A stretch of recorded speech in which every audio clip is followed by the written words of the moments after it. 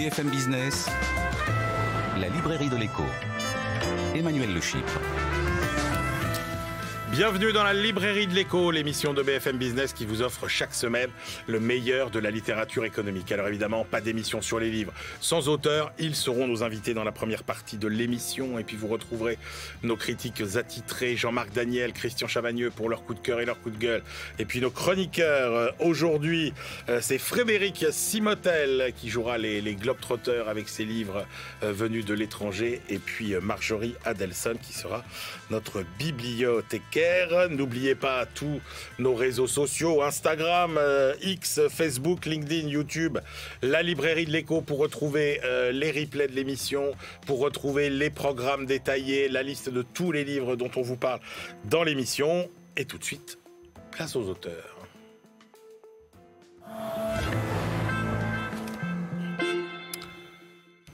La crise que traverse une partie de notre agriculture sera bien sûr atténuée par des aides financières, par une simplification des normes, voire un rééquilibrage des conditions de la concurrence avec le reste du monde. Mais ce qui sauvera notre agriculture, c'est, comme depuis la nuit des temps d'ailleurs, l'innovation. Et puis dans quelle mesure l'innovation sera une réponse aux défis climatiques que doit relever le secteur de la viticulture. Je rappelle que l'enjeu est de taille puisque le secteur des vins et spiritueux est notre deuxième excédent commercial et le plus gros employeur des territoires après l'État. Pour répondre à toutes ces questions, deux invités dans la librairie de l'écho, un habitué, vous le connaissez bien, Hervé Pilot. Bonjour. Bonjour Emmanuel. Bonjour Hervé, vous êtes le seul agriculteur à avoir siégé au Conseil national du numérique. Je pense que dans tout ce que vous avez fait, dans votre CV, c'est la ligne qui m'amuse le plus et que je trouve la plus passionnante. Et vous publiez Vers un monde sans fin, FIM évidemment, aux éditions Diatéino. Yves Lers, bonjour. Vous êtes journaliste, expert des questions d'environnement et d'alimentation. Et vous publiez Vin, le grand bouleversement aux éditions Bûcher-Chastel avec Valérie Laramé de Tannenberg. On est ravis pour la première fois de parler de vin dans la librairie de l'écho, avec modération bien entendu. Pas pour en parler, hein, pour le boire. On commence avec vous, Hervé Pilot. Alors, on entend quand même souvent qu'on est allé trop loin dans le productivisme et que finalement, la petite musique, c'est que le progrès, ce serait de revenir en arrière, voire plus petit, plus naturel. Et quand on lit votre livre, on se dit, mais bon sang de bonsoir, en fait, l'histoire de l'agriculture, c'est l'histoire de 160 000 ans d'innovation et de progrès technique. C'est ça. C'est ça, depuis la nuit des temps, l'homme a compris que pour pouvoir manger, je démarre le livre par une citation d'un vétérinaire belge qui s'appelle Léonard Théron et qui dit les deux besoins fondamentaux de l'homme, c'est sa liberté et le besoin de se nourrir. Et l'agriculture est cette couche impalpable qui nous sépare de la barbarie parce qu'elle permet aux hommes de se nourrir. Et à partir du moment qu'on est bien nourri, on peut espérer la liberté. Et pour pouvoir se nourrir, effectivement, l'homme, quand il a compris qu'il pouvait se poser quelque part, a commencé à cultiver, à élever certains animaux, à sélectionner des plantes de façon empirique au départ. Il y a toute une période qui va jusqu'à la période romaine où finalement tout était inventé. L'irrigation, le drainage, la façon de travailler le sol qui évolue depuis. Évidemment, tout a évolué, mais tout ça existait dès ce moment-là. On a fait que l'améliorer par petites touches depuis. L'autre grosse période qu'il y a eu, c'est la période de la conquête des Amériques qui nous a ramené des portes nouvelles. L'agriculture du XXIe siècle sera forcément plus pauvre en intrants et ça ne sera possible que si elle est plus riche en connaissances, en savoir et donc en innovation. Totalement. Totalement. Et là, je pense que, alors sans tomber dans le solutionnisme technologique, parce que ça ne reste que des outils, il faut les considérer comme ça, le numérique nous apporte cette énorme chance de pouvoir agréger une quantité énorme de connaissances. L'INRA a publié récemment, je l'ai vu pendant le salon de l'agriculture, un rapport où il parle du génome, de la cartographie du génome des plantes. À partir de ça, on peut travailler énormément de choses. Et si on a développé l'agriculture depuis 50 ans, surtout depuis 50 ans, en intensifiant l'utilisation d'intrants, le challenge maintenant, ça va être d'en utiliser moins, parce qu'il faut en utiliser moins, mais utiliser beaucoup plus de connaissances. L'avenir est aux agripreneurs. Oui, alors ça, j'ai pris ça en Afrique. J'ai fait plusieurs missions là-bas, j'ai contribué à monter quelques startups et effectivement, quelqu'un avec qui j'ai travaillé en Côte d'Ivoire installe des agripreneurs, des entrepreneurs en agriculture. Et là-bas, ils sont fiers de l'entreprise. Effectivement, chez nous, on voudrait voir revenir pour certains un peu en arrière, voir plus petit. Pour moi, c'est une énigme. Pourquoi voir plus petit? Ça reste une énigme. Et les Africains voient ça comme un besoin d'entreprendre. Et je dirais même, ça peut en choquer certains, que l'industrie est quelque chose de noble. Par contre, il va falloir la revisiter, la refaire différemment. Alors justement, on va y revenir parce que vous insistez bien sur le fait que on va vers finalement une pluralité des filières, une pluralité des modèles, une pluralité des activités, mais il y a quand même un doute où on se dit mais finalement le modèle qu'on a vu finalement manifester là au cours des dernières semaines, ce modèle de la ferme de 50, 100 bêtes, etc. Est-ce que ça, c'est pas un modèle qui est condamné quand même en France? Est-ce que c'est pas illusoire de faire croire à tous ces paysans qui ont cette taille d'exploitation qu'ils ont un avenir en fait? Ça dépend où ils sont. Je parle dans le livre des fruitiers racontés en Franche-Comté. Et mais ça, c'est l'exemple toujours de la filière qui réussit. Bah oui, parce qu'elle est super bien intégrée. C'est le plus bel exemple coopératif que je connaisse. Ouais. Et là, ce modèle de ferme peut exister. Mais c'est sûr que pour fournir les commodities dont on a besoin tous les jours pour manger, si on veut conserver et reconquérir même notre souveraineté alimentaire, c'est un modèle agricole qu'il va falloir développer. Probablement plus rationnel, mais il y aura plusieurs modèles parce que on va se rapprocher de plus en plus des terroirs et il n'y a pas deux terres qui sont pareilles.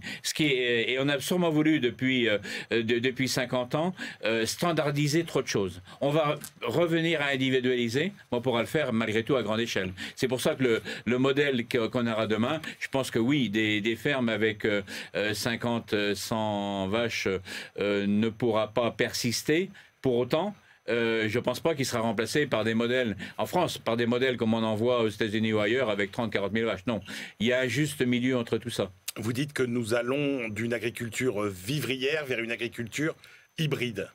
Et c'est un mot qu'on retrouvera avec vous, ça, Yves Lers. Ça veut dire quoi? Alors, on revient en fait à une agriculture hybride parce que l'agriculteur, avant que ça ne soit vraiment un métier, fournissait de la nourriture, mais fournissait aussi de quoi faire les vêtements, la laine, le coton, plein de choses comme ça, et fournissait de l'énergie. On brocarde quelque part l'énergie, les biocarburants. Mais quand il y avait les bœufs et les chevaux, les agriculteurs fournissaient des biocarburants qui étaient à l'avoine pour nourrir les chevaux. Et on va revenir à cette agriculture. Un autre élément qui est peut-être lui plus nouveau, les agriculteurs de plus en plus accueillent aussi à la ferme, accueillent des jeunes, des moins jeunes. Il y a toute une éducation, notamment l'éducation à l'alimentation, qui va démarrer de la ferme. Donc effectivement, les services rendus par l'agriculture vont devenir hybrides. L'agriculteur de demain, en fait, s'il veut vivre, il va faire beaucoup plus que nous nourrir.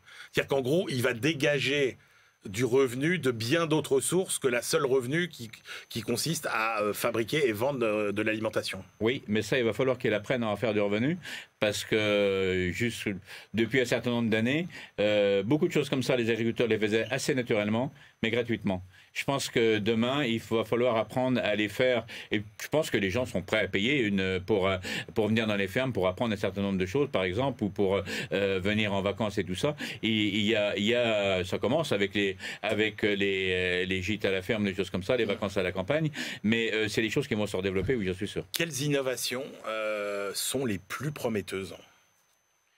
Alors, incontestablement, même si c'est le truc à la mode depuis quelque temps, c'est l'intelligence artificielle, et particulièrement l'intelligence artificielle générative. Je vous ai parlé tout à l'heure du génome des plantes. Depuis que l'homme a domestiqué la nature, on a domestiqué à peu près 6500 espèces de plantes. Il y en a 200 qui sont sélectionnées, qu'on a travaillé pour sécuriser les rendements, pour sécuriser la qualité, la robustesse et tout ça. 80% de l'humanité en mange 20 à 25. Et 4 font 60% de l'apport énergétique des humains, le blé, le maïs, les pommes de terre et le riz. Évidemment, le riz, qui est même le premier. Et le champ du possible, il est énorme. Et là, il y a un vrai challenge. Et je pense que dans le sens noble qu'on peut donner à la politique, il y a des décisions à prendre. Je pense que on va devoir utiliser, je pense, pour améliorer rapidement un certain nombre d'espèces, utiliser les meilleures techniques qu'on a maintenant, les NBT dont on parle, les New Breeding Technologies de sélection, que certains assimilent à des OGM, qui pour moi n'en sont pas, vont devoir être utilisés. Mais pour moi, il y a une condition. Il faut qu'on rende open source ces techniques-là, de façon à ce que chacun puisse les utiliser. Personne n'a le droit... C'est-à-dire mettre à la disposition de tout le monde. Personne n'a le droit de s'approprier le patrimoine commun de l'humanité qu'est le génome. Donc il y a, je pense, des décisions à prendre là-dessus. Ça ne veut pas dire que celui qui a trouvé quelque chose, fait quelque chose, ne mérite pas une récompense pour ce qu'il a fait, mais il y a quelque chose à inventer de ce côté-là. Les filières alimentaires, comment elles vont s'organiser? Qu'est-ce qui va changer?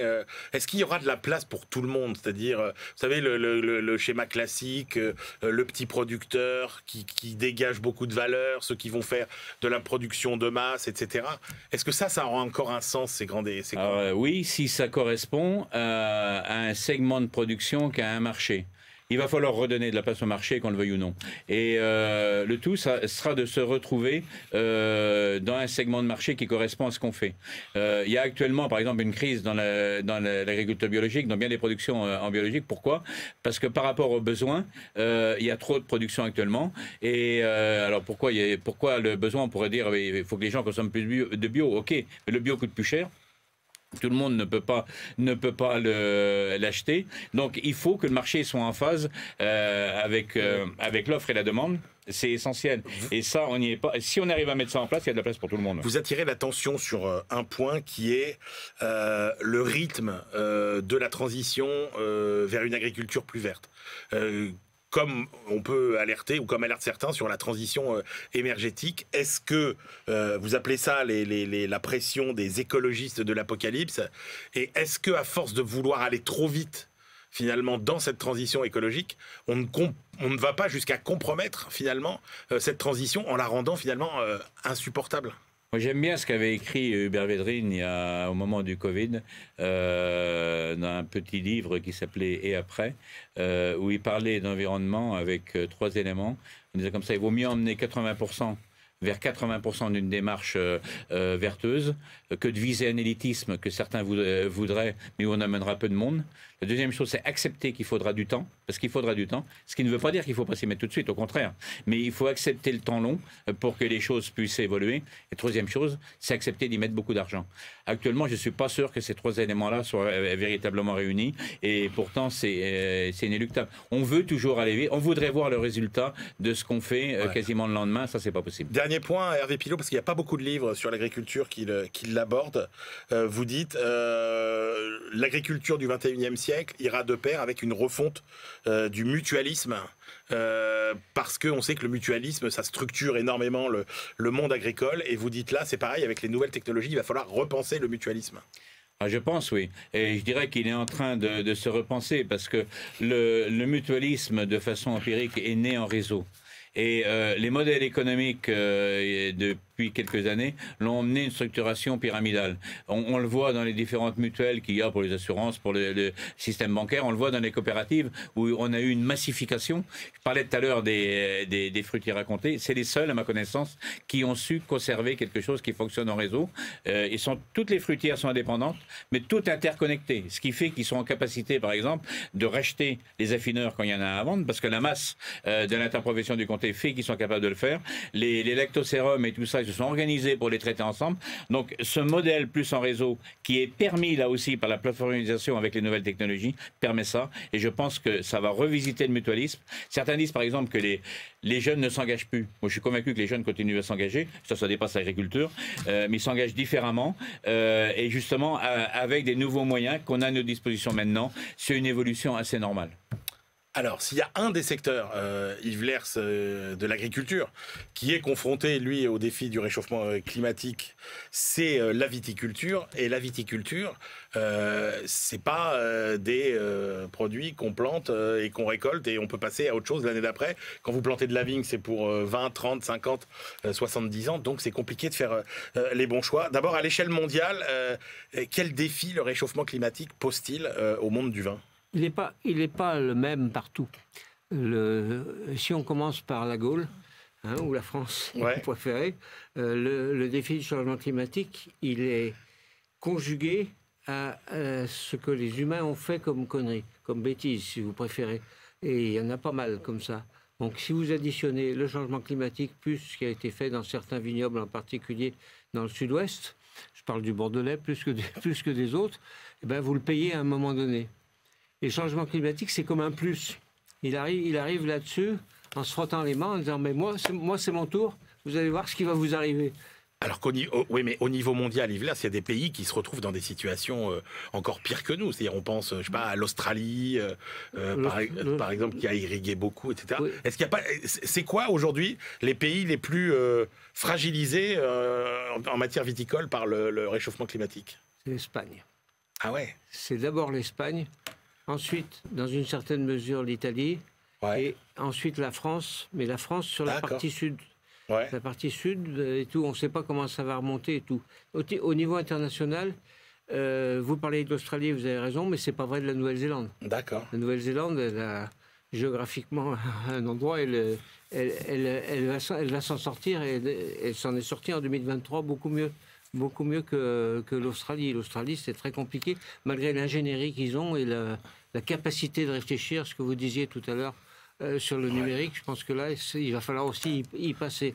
Ensuite, en Amérique latine, c'est le Chili qui a des choses qui se tirent. L'Argentine souffre beaucoup. Ouais. Effectivement, les États-Unis s'en tirent très bien. Ils représentent presque 25% de la viticulture mondiale. Alors, qu'est-ce que ça va bouleverser en matière d'implantation de cépages et même de lieux de vignobles? Est-ce qu'il y a des vignobles qui vont disparaître? Est-ce qu'il y a des régions dans lesquelles on va voir apparaître du vignoble? Moi, j'ai été frappé dans votre livre, exactement comme le disait Hervé Pilot, sur le fait qu'on a utilisé finalement une toute petite variété pour se nourrir par rapport à tout ce qui est disponible. Vous citez des chiffres, il y a 2600 variétés disponibles de raisins, et on en utilise une trentaine. Oui, parce qu'on prenait ce qui rendait, ce qui donnait le plus de raisins et le plus d'argent. Ouais. Comme ça qu'on a fait du vin absolument dégueulasse pendant des années, quand on croisait avec du vin qui venait de l'Algérie, etc.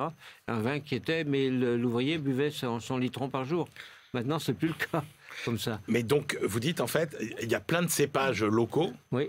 Il y a plein de cépages locaux qui vont finalement aujourd'hui être redécouverts comme dans une forme de démondialisation du vin finalement. Il y a plein de cépages locaux qui ont été oubliés et qui maintenant reviennent à la surface avec des jeunes viticulteurs, ou moins jeunes d'ailleurs, c'est pas forcément le cas pour les plus jeunes ou autres, mais qui découvrent des cépages anciens.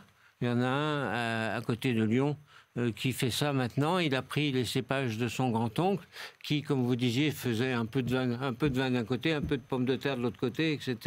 Et il s'en tirait.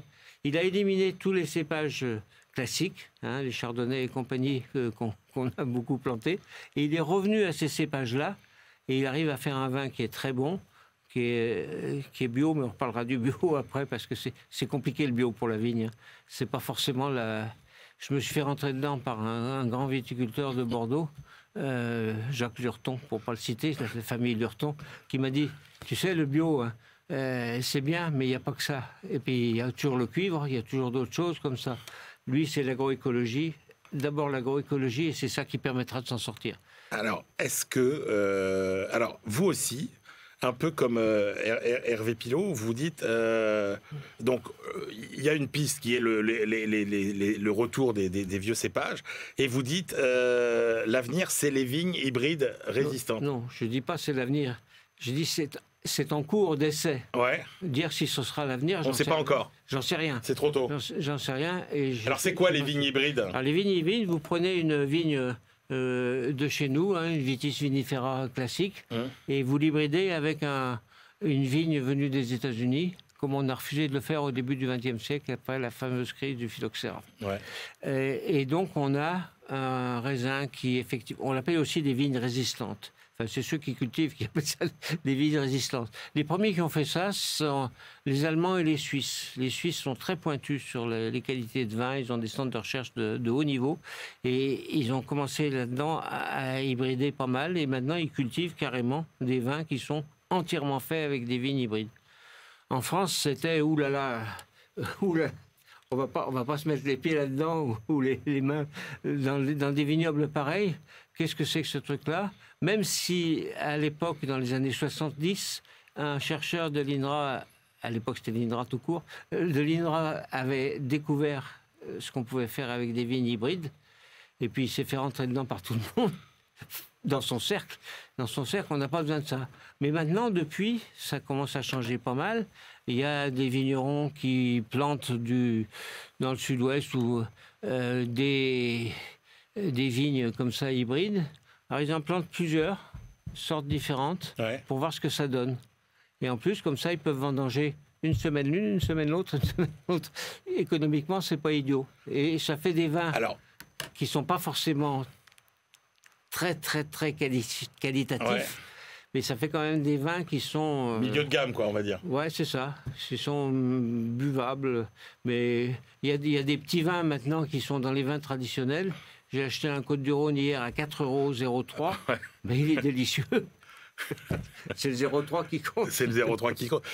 Pour faire le parallèle, là encore, avec ce que disait Hervé Pilot, qui citait comme exemple la filière du comté, est-ce qu'il y a des régions en France qui sont des régions modèles un petit peu pour s'adapter au réchauffement climatique? Oui, il y a des régions modèles, et il y en a une, j'avais commencé mon bouquin par ça, c'est le Sancerre. Ouais. Le Sancerre, c'est une toute petite région de grande qualité, hein, une grosse butte. Et si les gens ne connaissent pas, il faut y aller parce que je trouve que c'est un coin qui est magnifique en plus. Et j'ai commencé ma tournée, si je peux vous dire, en France par le Sancerre. Parce que j'avais vu un vigneron qui me dit « Mais vous devriez venir voir » et tout. Il y a un salon des vins dans mon village, à La Roche-Guyon, donc naturellement, on rencontre plein de gens comme ça. Et du coup, on l'a fait, on est allé les voir. Ils ont une sorte de centre de recherche à eux. Ils financent et tout. Et les vignerons, depuis la Première Guerre mondiale, réfléchissent aux évolutions de la vigne et tout, etc. Toujours avec les mêmes cépages pour l'instant. Et après, ils réfléchissent avec les producteurs de plantes, de plants, qui ont fait beaucoup de conneries pendant des années, en laissant des trucs mouillés. Enfin, je passe sur les délais. Et au fur et à mesure, ils arrivent à faire... Avec maintenant la recherche publique, c'est compliqué la recherche publique sur le vin en France. Hein, ça se mange un peu entre eux. Oui. Ça se marche sur les pieds des fois. Si malheureusement ça n'était que sur le vin. Il y en a beaucoup. Hein, il y a beaucoup de gens qui réfléchissent. Mais il y a aussi des gens comme ça qui arrivent. Et ceux-là arrivent avec un niveau de qualité. Et depuis... cette qualité se transmet.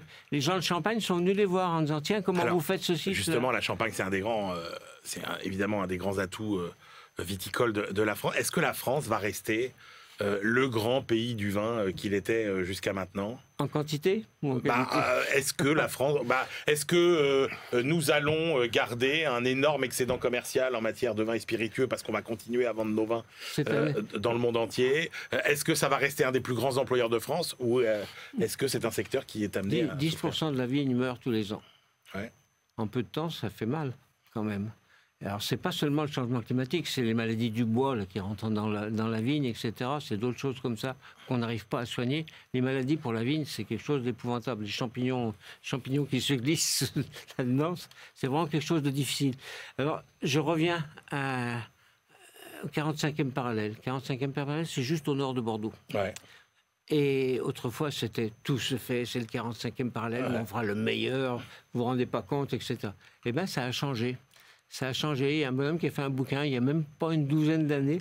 C'est formidable, le 45... Je suis un viticulteur. C'est formidable, le 45e parallèle, non. Mais maintenant, c'est plus tout à fait formidable parce que le réchauffement climatique, il met son nez dedans, là, pour le coup. Ce qui fait que le Bordeaux, aujourd'hui, on va arracher 10 000 hectares, on va arracher 20 000 hectares, on ne sait pas exactement. Finalement, c'est nous qui allons payer. Hein. Et puis, au fur et à mesure...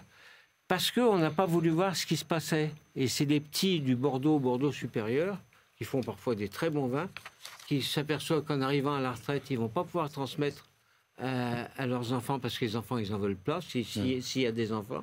Une retraite de 600 €, si tu peux pas vendre ta vigne, qu'est-ce qui se passe?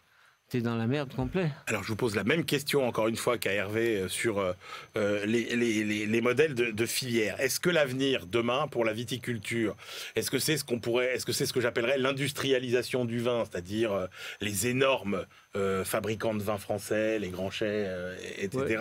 Est-ce que c'est la coopérative où les viticulteurs amènent leur vin et puis c'est la coopérative de vin? Est-ce que c'est le modèle plutôt de vigneron qui reste maître chez lui, qui fabrique un peu ses vins d'auteur, mais qui va trouver des structures pour l'aider à distribuer, à vendre et peut-être à garder un peu plus une partie de la valeur?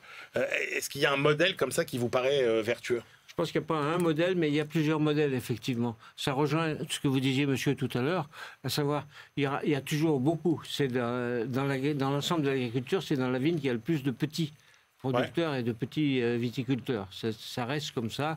Moi, j'ai été élevé en grande partie à Morgon, où j'allais en vacances tous les ans. Et je vois maintenant le fils de mon copain qui reprend. Au fur et à mesure, ils ont racheté des vignes. Il reste comme ça, il va vendre sur place, il se bouge énormément pour arriver à s'en sortir. Mais c'est pas facile. C'est pas facile, ils en bavent, ils font des prix qui sont des prix cassés. Du vin qui est à 12-15 €, ils le font à 10. Et ça, c'est un modèle qui va continuer à survivre dans les régions où il y a du bon vin. À Châteauneuf-du-Pape, en Bourgogne ou dans les grands Bordeaux. Est-ce que les régions d'hier sont les régions de demain? C'est ça la question. A priori, oui, mais il y a une nuance, à savoir que maintenant, on peut, avec le changement climatique, planter ailleurs que là où on plantait autrefois. C'est-à-dire sur des nouveaux vignobles qui ne sont pas des vignobles traditionnels, mais où ça marche bien. Mais dans les mêmes régions. Et dans les mêmes régions, etc. Merci. Maintenant, comment ça va se passer dans l'avenir? Il y aura aussi de la place pour ce que vous disiez. Pour les très gros, il y en a déjà de la place. Hein. Ils en font des gros en Côte-du-Rhône, etc. et tout. Mais le reste, moi, je vois le Bordeaux partir plutôt vers le nord, nord-est de l'Europe. Merci beaucoup à tous les deux pour avoir exploré un petit peu nos destins agricoles et viticoles de demain. Hervé Pilot, Vers un monde sans fin. L'agriculture, là commence notre futur. C'est aux éditions Diathéno. Et puis Yves Lers, Vin, le grand bouleversement. Quelle vigne pour quel climat? C'est aux éditions Buchet-Chastel. Merci beaucoup à tous les deux. Si vous me permettrez, on pourrait enlever vin et mettre climat à la place et le grand bouleversement. Pareil. Allez, on se retrouve tout de suite pour la deuxième partie de l'émission.